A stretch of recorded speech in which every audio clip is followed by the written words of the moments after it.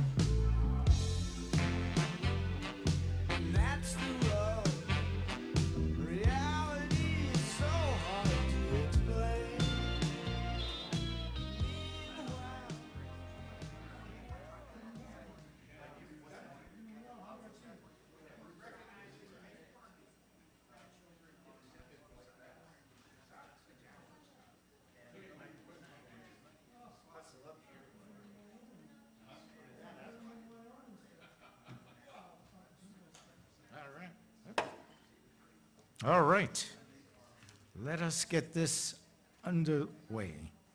Welcome, welcome one and all to the Unitarian Universalist Church of Corpus Christi that truly welcomes everyone to this sanctuary.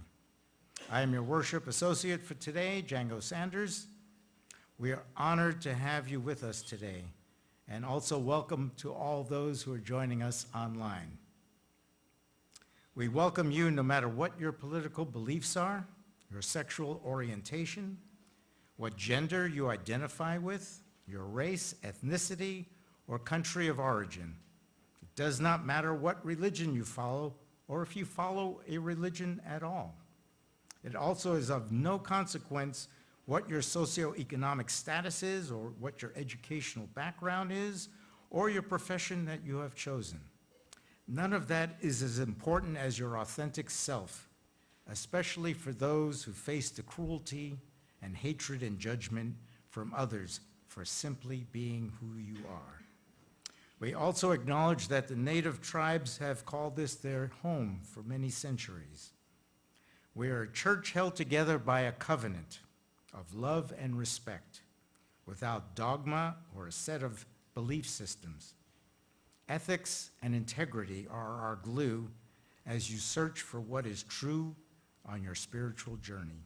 So no matter if this is your first time here or you've been with us for weeks or months or years, welcome to our service. I would like to quickly introduce our guest speaker today, Dr. Stephen Bain. He's over there. Thank you for warmly welcoming him, and we'll learn more about him later in the service. So we have a few announcements, not many. This coming Tuesday is the board meeting at 6 p.m. So if you would like to attend, please do so. You can do it by Zoom or in person.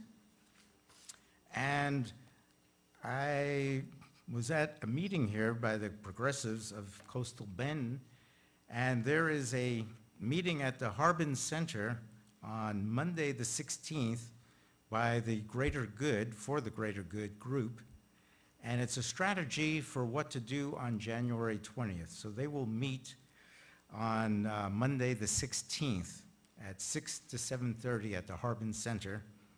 And again, it's a strategy for January 20th, which is close to Inauguration Day and also Martin Luther King Day, so if you want to do that.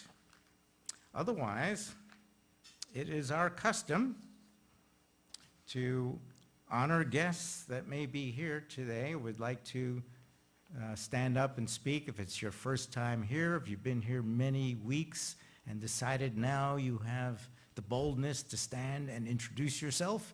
We have Ren with the microphone in the back, so all you need to do is raise your hand and we'll start that. Anyone? Going once? Twice? 3 times? Is a charm? No? All right. So much for that custom. All right. Welcome, and I'm glad you're here. We welcome you and invite you to join us after service for coffee and conversation and some snacks. And cookies, yes, we have some snacks from... Next Wednesday, our next Sunday is our meeting in public. Is it? I don't know. I guess it is. Next Sunday is our meeting, it's our congregational meeting on the 15th, yes, and a potluck supper after that. That is correct, thank you. So we welcome you here. Now, our service will now begin.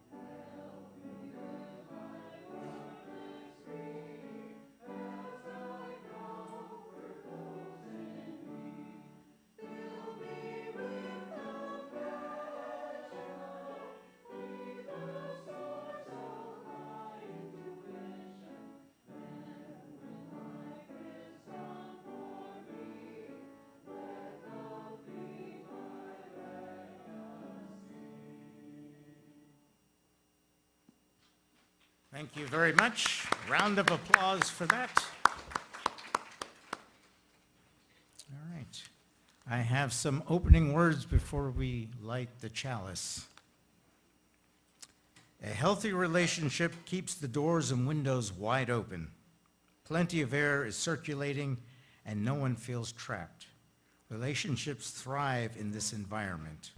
Keep your doors and windows open. If the person is meant to be in your life, all the open doors and windows in the world will not make them leave.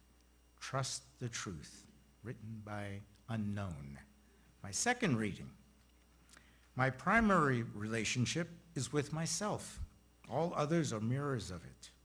As I learn to love myself, I automatically receive the love and appreciation that I desire from others.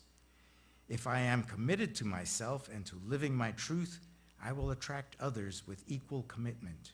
My willingness to be intimate with my own deep feelings creates the space for intimacy with another. If I learn to love myself, I receive the love I desire from others. Shakti Gawain. All right, may I like to invite at this moment Mark and Bridget to come up to light our chalice as I read these chalice words. If I can find the chalice words.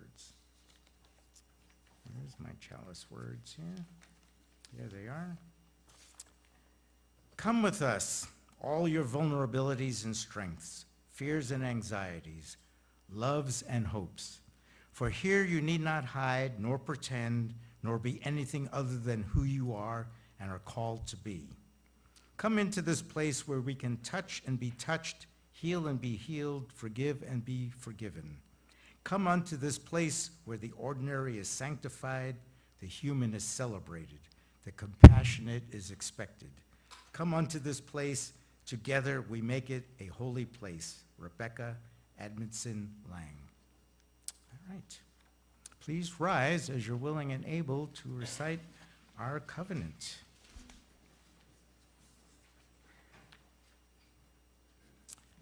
Love is the doctrine of this church. As for truth is its sacrament, and service is its prayer. To dwell together in peace, to seek knowledge and freedom, to serve human need, to the end that all souls shall grow into harmony with the divine. Thus do we covenant with each other, and with all we hold sacred. You may be seated. Now the band will play.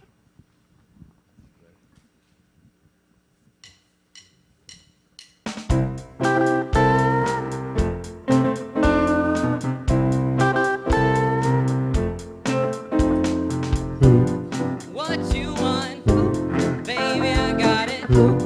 What you need, you know I got it. All I'm asking for is a little respect when you come home. Let me, hey baby, just a little bit. Come home, just a little bit, sir, just a little bit. I ain't gonna do you wrong when you're gone. Ain't gonna do you wrong 'cause I don't wanna. All I'm asking for is a little respect when you come home. Let me, baby, just a little bit. Come home, just a little bit.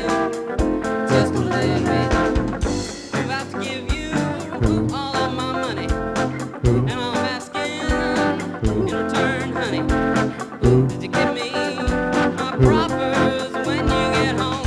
Just yeah, baby, yeah, just a little bit.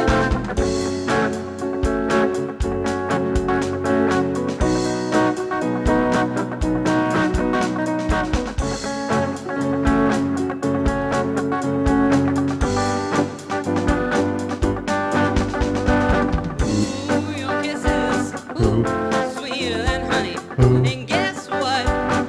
So is my money. All I want you to do for me is to give it to me when you get here. Yeah, baby, give it to me when you get home now a little bit. R-E-S-B-E-C-T, find out what it means to me. R-E-S-B-E-C-T, take care of TCB. Little respect, oh baby, little respect, just a little.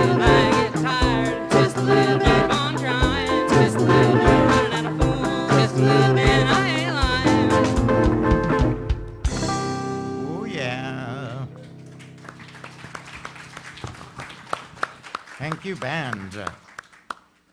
U2C3 band. Our story for all ages is a YouTube video. So when you're ready, Nick, video us. Our Class is a Family, written by Shannon Olson, illustrated by Sandy Sankey. When you think of a family, you might picture one in a house. A mom, a dad, a couple of kids, plus their dogs and a pet mouse. Perhaps you think of grandma or stepmom and stepdad. It could be those 14 cousins or that twin who makes you mad. But family doesn't have to be who you're related to. It can be another special group who love and care for you. Have you ever thought about where most of your time is spent? It's at school with all of us. That's where all those hours went. So if our classroom is the place where we spend our days, why wouldn't we want to make it like a home in many ways? It's a place where we can show respect and kindness to each other, a spot where we can be ourselves and make memories with one another. We'll have things in common. These are connections that we'll seek. But we'll still celebrate our differences and what makes us each unique. Our classroom is a special haven where it's okay to make mistakes. We learn from them and try again no matter what it takes. We'll all have tough days sometimes, but your teacher is here for you. And as long as you're a friend to others, your peers will be there too. In this classroom of 4 walls, we stick together. We'll help each other learn and grow in any kind of weather. So let's always remember what a great team we can be. You have our back and we have yours. We're a classroom family.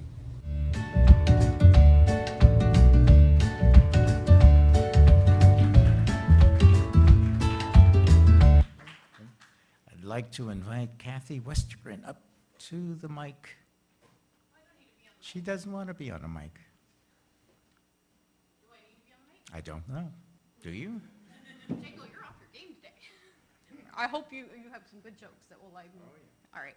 Y'all, I'm Kathy Westergren. I am standing in for Tess Cherry for religious exploration today. So if any of the young and young at heart, is that how she says it, would like to join me, we will have Jim play us out. Sorry, I was a little shy. Sorry about that. So she did need to be up here, after all. Go now in peace, may the spirit of love surround you everywhere, everywhere you may go. All right, it's time for our meditation. So after our meditation reading and time of silence, and when the music begins, all who would like to are invited to come up to the chalice table and light a candle representing either a hope or a sorrow, or whatever is in your heart today. Please come up one at a time using the middle aisle. And if you're with us online, you can use the chat feature to put a joy or sorrow in the chat feature. I have some meditation words.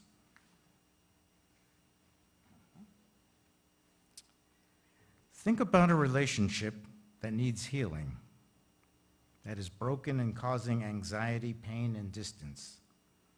Breathe into the emotions that come up when you think about that person. On the exhale, breathe out and let those emotions of separation and hurt go. Breathe in acceptance of that person and continue this process for 3 minutes.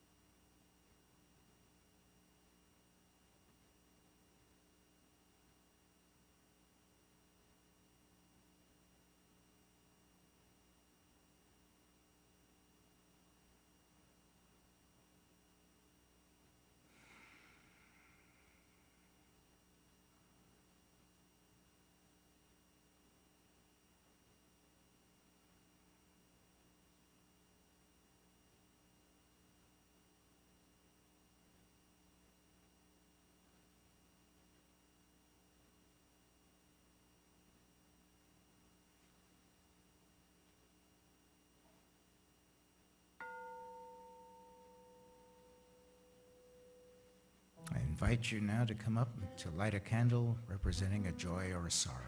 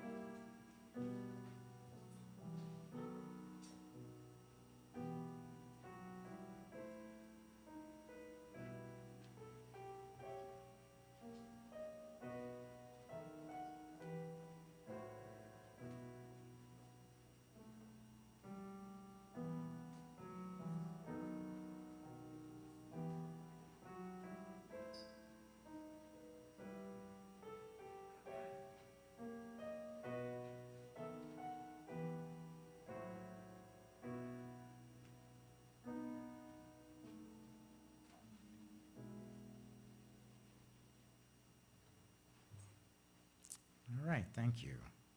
Our topic is the 5 essentials of a healthy relationship. I'd like to tell you a little bit about Dr. Steve Bain before he comes up. He's a full professor of counseling and former founding director of the Institute for Rural Mental Health Initiatives at Texas A&M University, Kingsville. He is a licensed professional counselor, supervisor, and national board certified counselor. He has over 3 decades of experience working with rural populations and communities providing mental health services and support. In 2021, Dr. Bain was honored with the Outstanding Research Award from the European branch of the American Counseling Association for his research in rural mental health. In 2021, he edited and published the first globally focused book on rural mental health and well-being in rural regions. In 2022, he was recognized by the Texas House of Representatives for appreciation of his work in raising awareness of mental health issues. He is a strong advocate for and supporter of rural public school districts and rural people and underdeserved and underrepresented communities. He is currently co-authoring a second book related to working with clients who believe they have had supernatural experiences. I'd like you to welcome warmly Dr. Steve Bain.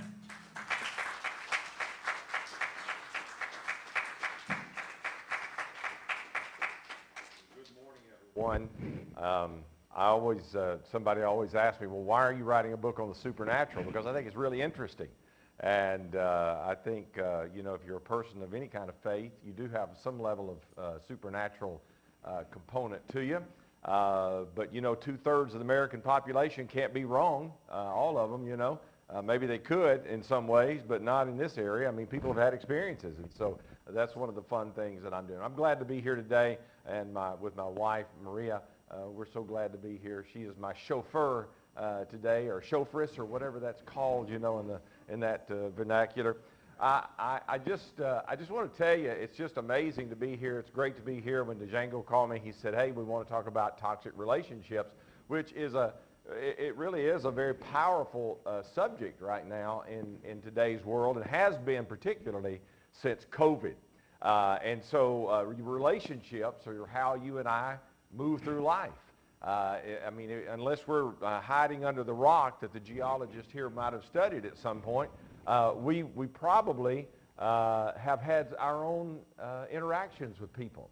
And sometimes they're wonderful interactions, and sometimes they're not very great, you know. And so I'm going to talk a little bit about today. I know I gave you the topic, you know, of course, you know, as a person with ADHD, squirrel, I'm always a little bit on the, you know, spaz side. And so I had that good topic, and I thought, well, this will be great, 5 essentials of a healthy relationship. And we will talk about 5 essentials, but there's a bunch of other stuff too. So I don't even know what the title of the message is going to be today. But understanding toxic relationships, I think, would be good. And that way we'll also have the 5 essentials of a healthy relationship that goes with it. Relationships are tough, right? And you know why? Because they involve you and me. That's why they're always tough. It's like children, you know. One of the reasons you have issues with children is because they're yours. And if you have teenagers, anybody have teenagers? You understand why some animals eat their young. You know, it's just one of those things that has to be in life. But relationships are interesting. I remember hearing the story of a young newlywed couple who decided that, you know, they're going to really have to get a handle on their budget, and everything was going great. And they had an understanding. We're not going to buy anything unless we talk about it and we prioritize it, because our budget is really tight. Anybody ever lived on a tight budget? Yeah, we do. So it's just one of those things. And so one day he came home, and she said, I need to tell you something. She said, and they had been attending, you know, the church here at Universalist Church. And they said, she said, I just want to tell you, she said, I've been really trying to follow, you know, what we talked about and everything. And she said, I've really been trying to pray about it and all the purchases I make. But she said, I bought a dress. And he said, why did you do that? He said, I'm sure you look great in it. But he said, why did you do that? He said, you know money's tight. She said, well, I got there at Dillard's, and she said, I was looking around, and she said, this voice in my head, and I know it was the devil, said, you need to get this dress. And he said, what? She said, yeah. She said, the devil made me buy the dress. He said, I'm having a hard time with this. He said, well, you know about our budget. You know how tough it was. He said, why didn't you tell the devil, get thee behind me, Satan? She said, I did. And he said, and it looks good from back here too. So I don't know if that's really the kind of relationship, you know, that we have issues with. I do want to talk to you about some things here today. And I want to just read a couple of verses from the Bible. Again, you don't have to particularly agree with that or not, but I think there's some interesting things to say in the old book. And one of them is in Romans 12:18, where it says, if it is possible, as much as depends on you, live peaceably with all men. That's a challenge, right? And there's always that little qualifier, as much as lieth in you. Because there's not a whole lot that lies within us sometimes when we're dealing with people that I like to refer to as butt rashes in life. But do not be misled, 1 Corinthians 15:33 says, bad company will corrupt good morals. You show me the people you hang with, and I'll show you the kind of person you are or you're about to become. And that's really true for young people. It's so good that when they find people that are healthy and good and supportive and strengthening for them, it makes all the difference in the world. So let's talk a little bit about what a toxic relationship is. You hear a lot about toxic relationship. What is toxic? How did we even come up with the word toxic? I guess it's kind of like toxic, you know, toxicity, poison, radiation burn. I don't know what it is. But basically, when we talk about toxic relationships, we talk about unhealthy relationships, right? And some of you today may or may not know it, but you probably are in a toxic relationship. There's a chance that somebody out of this good group today may be in a relationship that's unhealthy. Now, it may not be a personal relationship. It may not be a romantic relationship. It may not be like a covenant or a marital relationship. It may be a work relationship. It may be a friendship relationship. It may be something that's connected with the family, with your family. You know, it's like here we come up on the holidays, and that's what they say, after 3 days, family and fish begin to smell. It's like, oh my goodness, you know, can I deal with them over the holidays or not? But we have family sometimes that can be toxic, that can be unhealthy for us. So what do we do about that, and how do we handle that? Well, let's first of all talk about this toxic relationship stuff. A relationship that's toxic or unhealthy is one that's characterized by behaviors that harm your emotional, physical, or psychological well-being. I'll tell you something else. If you're in a relationship that doesn't make you a better person than what you are now, you need to rethink that relationship. If you're constantly having to give, if you're constantly having to pour into a relationship and not getting anything back, that can be an issue as well. It can occur in romantic, platonic, family, or workplace dynamics. Its common signs have to do with control, manipulation, disrespect, and consistent negativity. But there are other things that that a toxic relationship can be demonstrating too.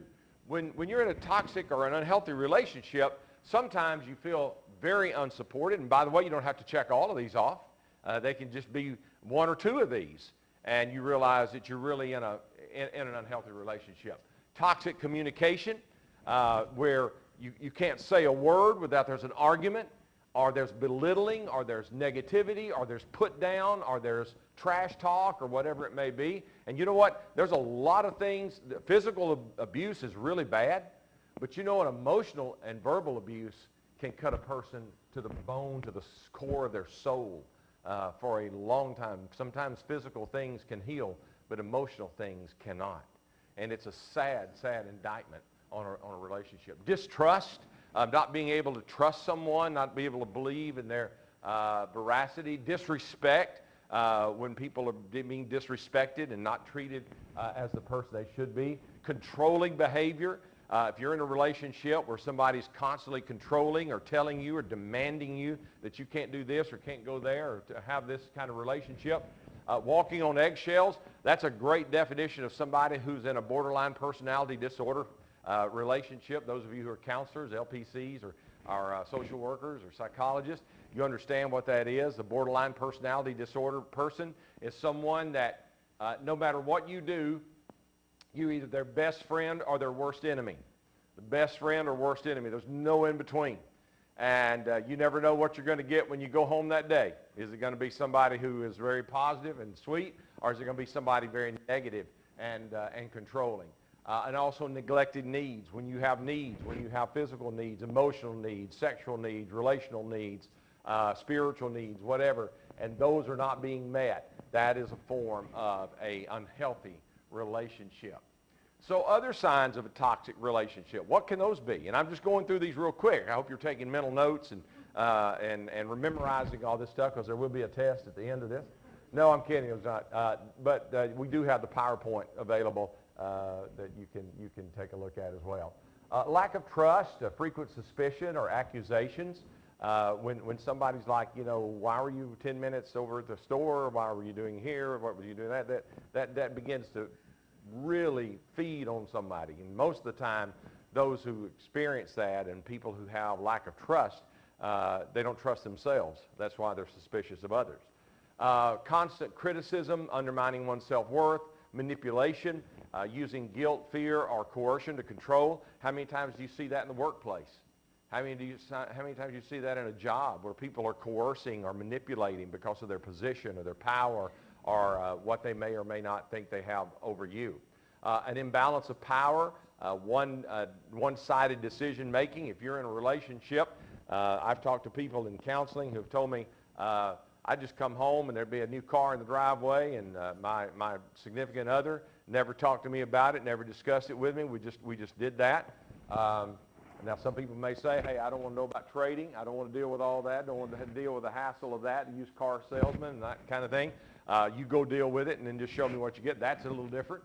But when you have people who are manipulating, and then there's this imbalance of power where you don't have a say-so in life, you don't have a say-so in what's going on, you're just told what to do, that's part of a toxic relationship. I remember one time my wife and I were called by this one person, and we hadn't even met, but a couple times they said, they're toxic people. And I said, honey, what does that even mean? Are we toxic? And I don't even know what that was about. I'm still trying to figure out that today. I think people just like that word. It's toxic, toxic. And they don't even know what toxic means, so I think that's part of it. Emotional drain, feeling stressed, anxious, or unhappy after interactions. When you're around somebody and you're talking to them or you're working with them or you're interacting with them or you're having a relationship with them and you end up leaving that meeting or that get together or whatever it may be, and you're just like, I just feel like I have just been beat up. This is just absolutely emotionally draining. I don't have any more energy. That's probably another sign of a toxic relationship. What can these things do? How do they impact us? They impact us on a lot of different scales. First of all, emotionally. We have anxiety, depression, loss of self-esteem. When you're around someone who constantly berates or constantly denies or constantly hurts you or disrespects you, you begin to think, well, what's wrong with me?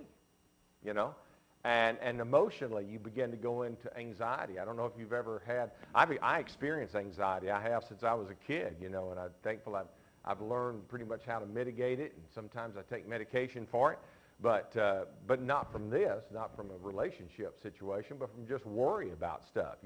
I blame my mother for that. It's wonderful that we can blame parents. That's one of the things that parents give us is the opportunity. But my mother, I remember one time, and God rest her soul, she died when she was 85, and she's always worried about being sick, and 85, and I was like, it's like the hypochondriac that died at 103, and on their tombstone they put, I told you I was sick. And it's like, really? Are they really that bad off? But I asked her one day, I said, what are you worried about? She said, I don't know. She said, but I know there's something I need to be worried about, but I just don't know what it is, and it worries me that I don't know. I said, you need help. You need a counselor. Here's my card. Call me later. But she never did. So anxiety and depression and loss of self-esteem. When you're in a relationship, or let me tell you something else. I know we're primarily talking about relationships, working with our significant other or whatever, but I'm talking about work relationships too. Have you ever been in a job where when you left for the day, you felt like somebody had taken some kind of great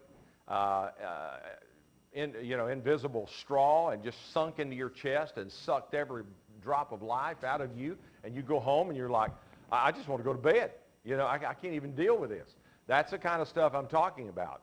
Work relationships, or even at family time when you're around them, it's so much work, you're trying to carry the load. Physical, stress-related issues, fatigue, health, decline. If you're in a relationship and your body is responding to that. And by the way, our body is in tune with our mind. Our mind, body, spirit, all of that is in tune. If you're out of sync spiritually, you're going to be out of sync emotionally. If you're out of sync emotionally, you're going to be out of sync physically. If you're out of sync physically, you're going to be out of sync emotionally. So these are the things that you have to understand. Freud would call us a dichotomy. We're probably more of a trichotomy, where there's more to us than just a body and a brain. We're not just a fish. We're not just an amoeba. There's more to us than that. We have an appreciation of art. We love things that are beautiful. We love relationships. We love it we write songs about love. We do all these kinds of things. That's a little different than the animal kingdom. And so we are a little bit more complicated. But when you find yourself physically hurting or physically in a bind, then it's the toxic relationship that may be doing this. Also socialization. Negative relationships can keep you from socializing and being around people. It's a form of control. It's a form of a possessiveness. It's almost like a form of slavery. I'm going to tell you who you can talk to. I'm going to tell you who you cannot talk to. I'm going to tell you what you can do and what you cannot do. I'm going to tell you where you can go and where you cannot go. I'm going to tell you the friends you can have and the friends you cannot have. Those are the kinds of situations where you know that something is wrong. And you know, all of us, I think, at some point in time in our life, we suffer from imposter syndrome, right? Who am I to deserve this? Who am I to get this degree? Who am I to have this job? Who am I to have this relationship? Who am I to be blessed in such a way? This kind of thing takes imposter syndrome to a whole nother level, to a whole different level. When a person feels like they're controlled and manipulated, they begin to believe the lies that this other person says. You're stupid, or you're not worth anything, or you would never make it if it weren't for me. Out here alone, you'd fall apart if it wasn't for me. Many of you may have been told that or heard that at some point. You know, you're never going to be a success without me. You're never going to be able to make it without me. You're never going to be able to have any kind of fun if I'm not there. I'm going to be the one, always, always. And so what they're doing is they're isolating you from reality of life, because the truth is, many of you don't realize it, but you have everything you need to be a success on your own. I know there's a lot of discussion today about empowerment, and I like the word empowerment in a way, as long as we keep it healthy and understand what it means. But when I hear empowerment, I think about, I have power, and I'm going to give you some of my power. Well, first of all, I don't have power. You have power. What I need to be giving you instead of empowerment is encouragement. I need to be providing you with encouragement. You have everything you need to be successful. You have everything you need to be all that you can be and more. What I need to do is speak some truth into you to encourage you to use what you already have, what you've already been endowed with, what you've already been gifted with, what you've already been blessed with or anointed with. That is yours. And you need to have permission sometimes to use it, because we've been browbeat sometimes by family, by parents, by bad relationships that say you cannot be anything other than this. So social isolation. Sorry I got off on that, but I just thought it'd be a good place to throw it in there. Professional. When we are feeling that we're in an unhealthy relationship, when we're caught in an unhealthy relationship, it becomes hard to be productive, right? Because if you're in a job and you're trying to be productive, you're looking for the creative juices. You're looking for the inspirations and for the motivations to take your work to another level. But if you're in a toxic relationship, sometimes you hear the voice in the back of your head that says, you'll never achieve anything. You'll never do any good with this. You'll never be able to make it.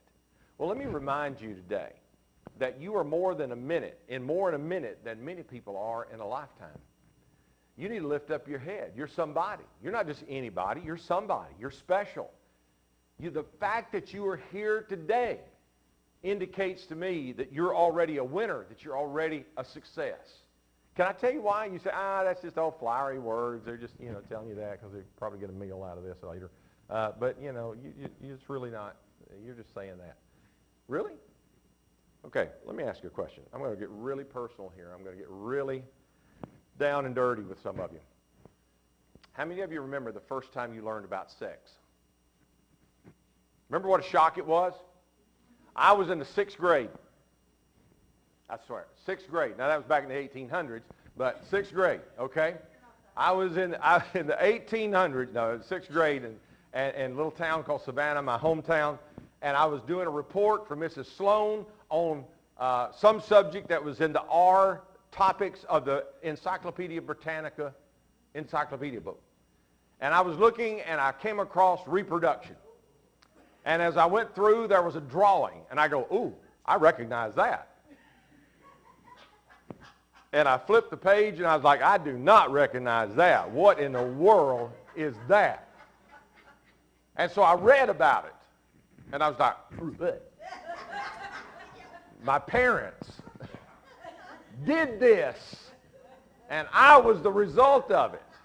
So I went home to my mom that afternoon. I couldn't wait. I said, we need to talk. Come in here. So we walk in, and this is the truth. I'm not making this up. This is the truth, Janko. This is what I said. I said, I don't want explanation. I don't want details. I just want to know. I was in the R book of the Encyclopedia Britannica, came across reproduction, and it said when a baby is born, it's because a man did this and a woman did. I don't know what the heck they'd been telling me all along as to how all that happened. Maybe we were spawned upriver. I don't know.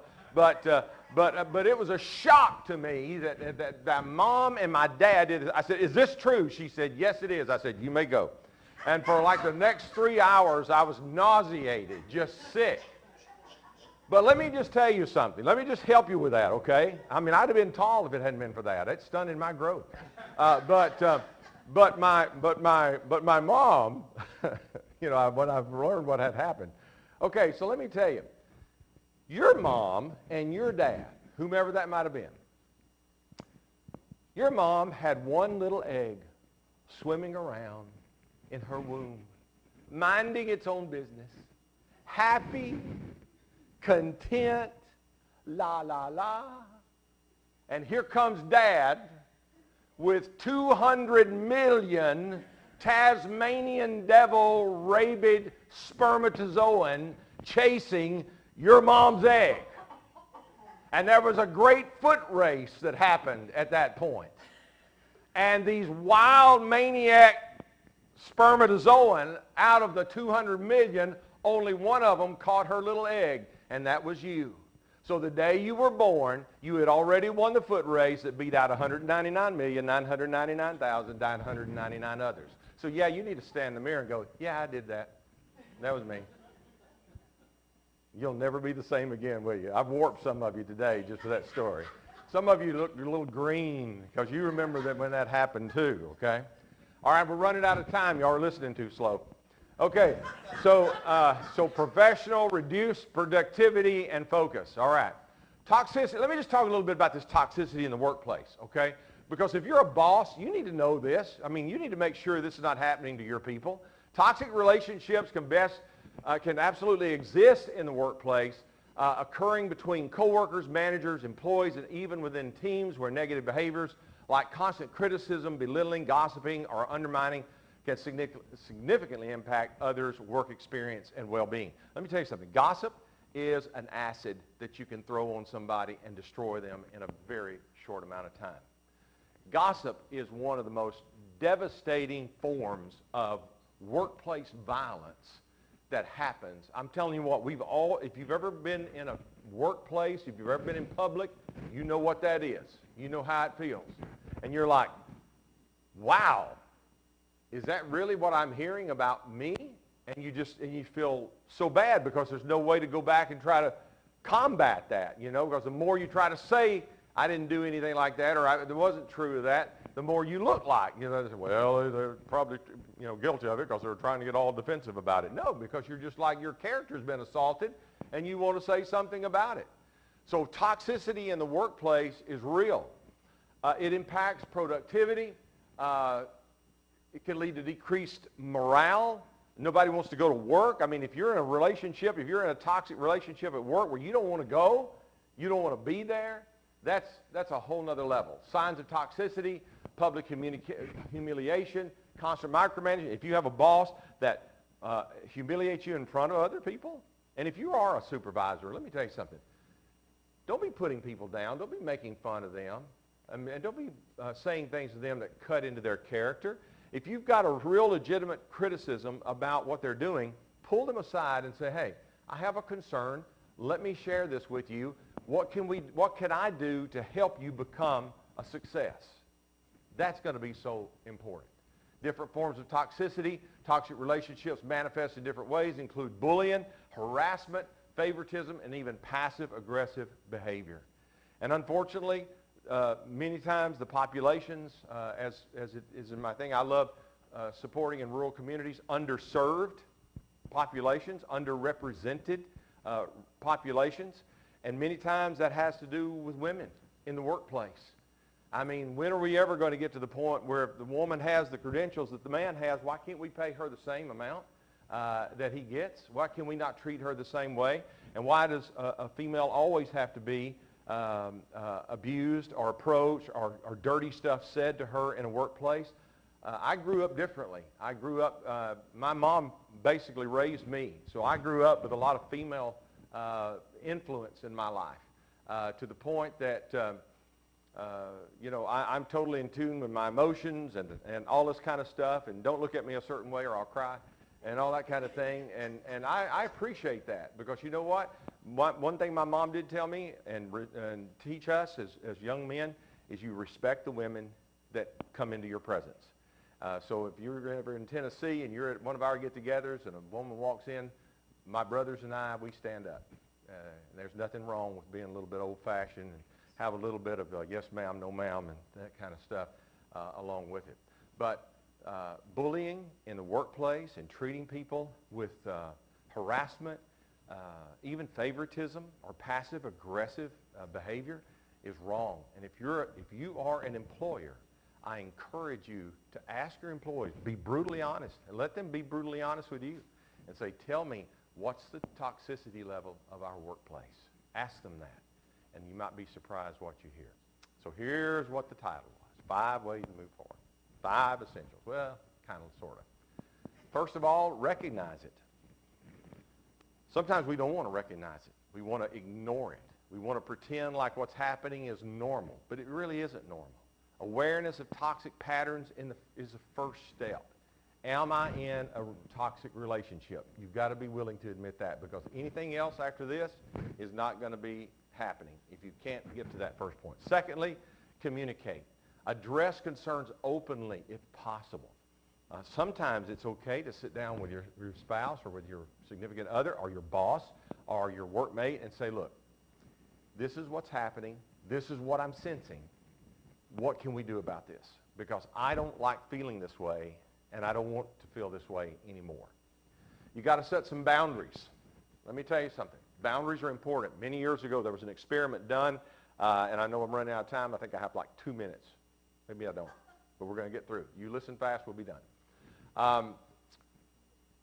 They removed a chain link fence on a child's playground in an elementary school up north somewhere. I forgot where it was. Psychologists wanted to study it. Now that you have moved the chain link fence and you have no boundaries out there, what are the kids going to do?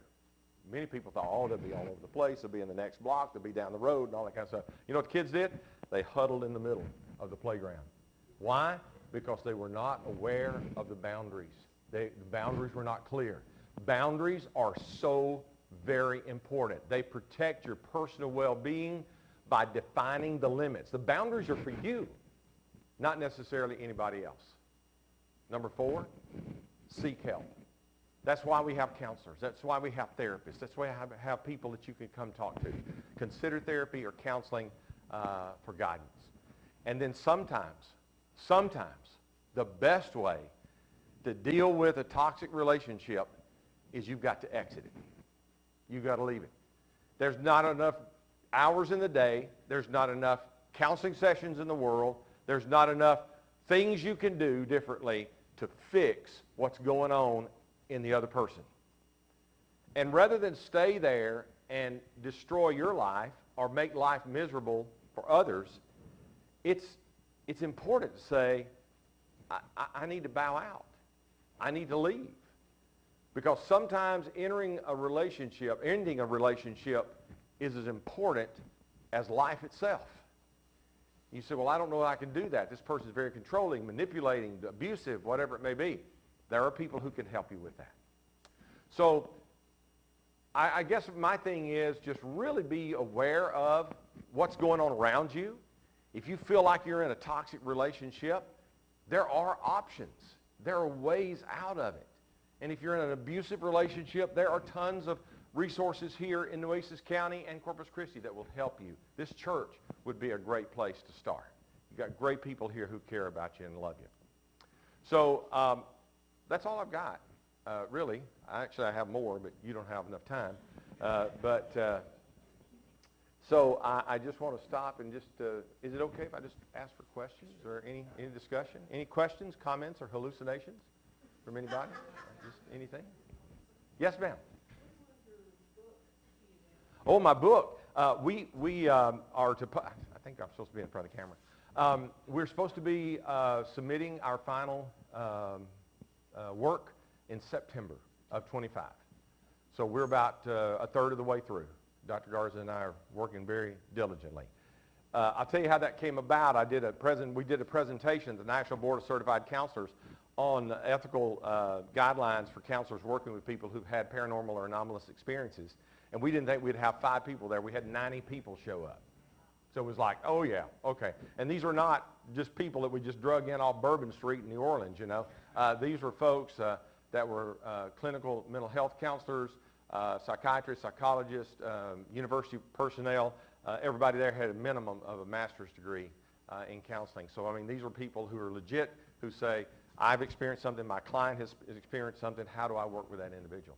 And of course, our premise is we're not Ghostbusters, we're not there to prove or disprove the paranormal event. We're there to help that person find meaning in whatever that experience was. So I think that's pretty cool. I'm going to throw a curveball at you. I mean, the aspect of relationships being toxic, it makes it seem like from your perspective, there's a good and a bad person. A lot of times in relationships, it's not a good and a bad. It's relationship dynamics.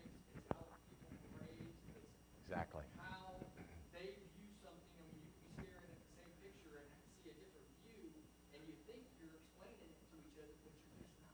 Yeah, exactly. And that's a good point. Not every toxic relationship has a good, bad person in it situation. What's happening is the dynamic is toxic, not the people are toxic. And so that's where you have to go back and go, look, you're a good person, I'm a good person, we care about each other, we love each other, but what's happening here in this relationship, I can't sustain, I can't do this. You're exactly right. Good point, good point. Others?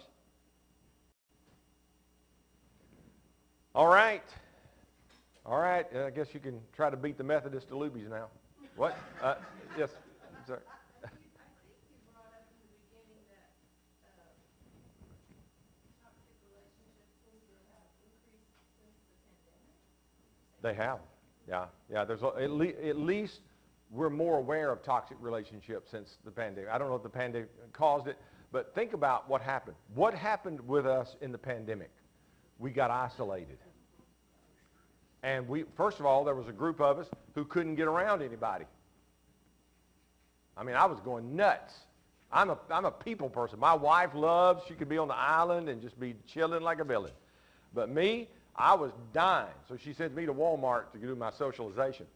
But then there are others who don't have that kind of situation. And all of a sudden, being in that relationship that close, caught in that same room, was tough. I'll be around if you have other questions. You had? Yeah, I just want to hopefully get something in there about toxic relationships that we don't often think about, but toxic relationships with entire systems of power. Like, Oh, totally. toxic relationships with churches that have used their places of power to manipulate and control, or educational systems that have, so that's what we don't think about, because we have a hard time breaking loose from those. There's a lot of Yeah. culture and things involved. When you study the New Testament, you find that Jesus really was not very popular with the established religion stuff. He was not very popular with it because he hated that. And the Pharisees and Sadducees still exist today. They're not fair, you see, and they're very sad, you see. So that's one of those things. Okay, that's all I got. All right, thank you. Sir, thank you so much. All right. All right. A nice round of applause for Dr. Stephen Bain. Thank you so much. Now, on a more somber note, it's time for the offertory. So, now is the time we participate in the care of our church community by giving and receiving the offering. If you are contributing to your pledge today, be sure to write pledge on your envelope or check or cash envelope. And when the music begins, the ushers will present the offering basket to you. And all you have to do is drop your offering in, no passing required. In addition to the basket, and for those joining us at home, we have several options for making a Sunday offering. Please use the links on screen to give on your website, by PayPal, or by using your Vanco mobile app. Your offering, no matter how you make it, will be gratefully received, but before we do that, I have a very irreverent story to tell you. Little Johnny is doing very poorly in math, very poorly, and his parents are quite concerned about that. And they found by their neighbors, told them about a Catholic church that is offering math tutoring after school.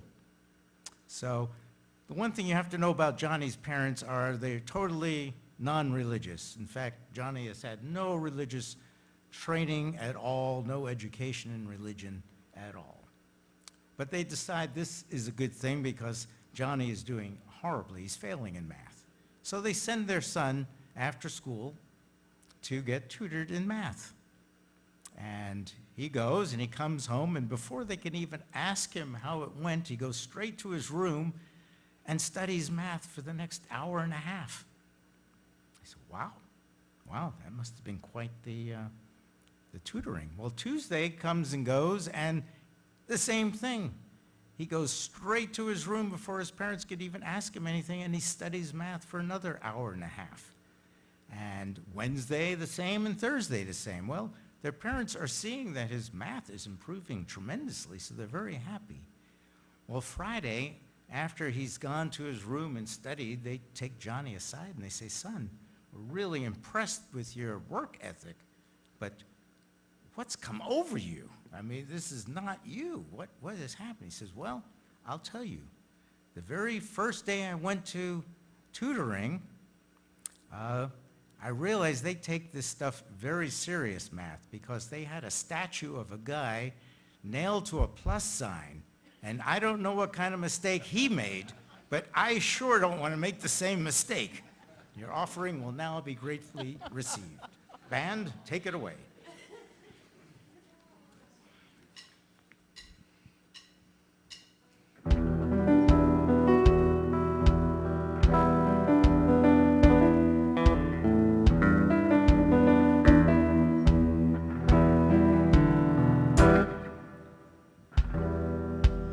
Listen to the wind blow, watch the sun rise.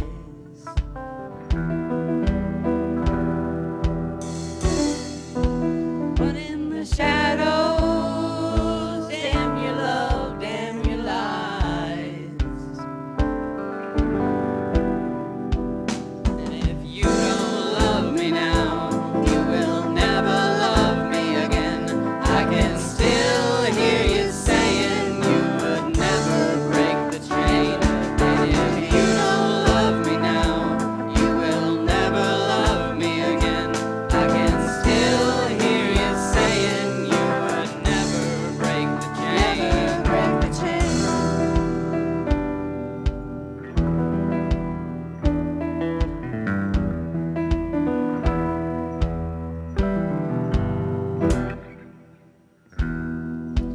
Listen to the wind blow, down comes the night.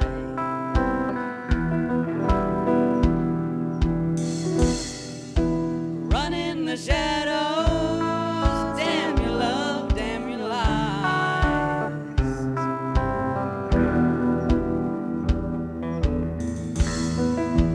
Break the silence, damn the dark, damn the light. And if you don't love me now, you will never love me again. I can still hear you saying you would never break the chain. And if you don't love me now, you will never love me again. I can still hear you saying you would never break the chain. And if you don't love me now, you don't never love me again. I can still hear you saying you would never break the chain.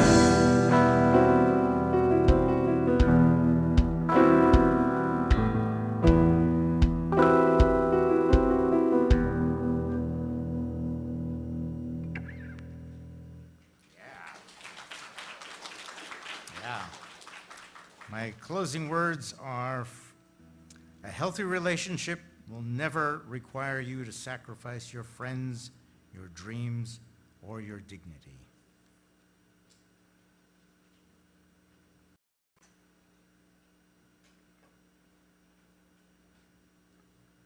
Be well, be loved, and be safe. Take it away.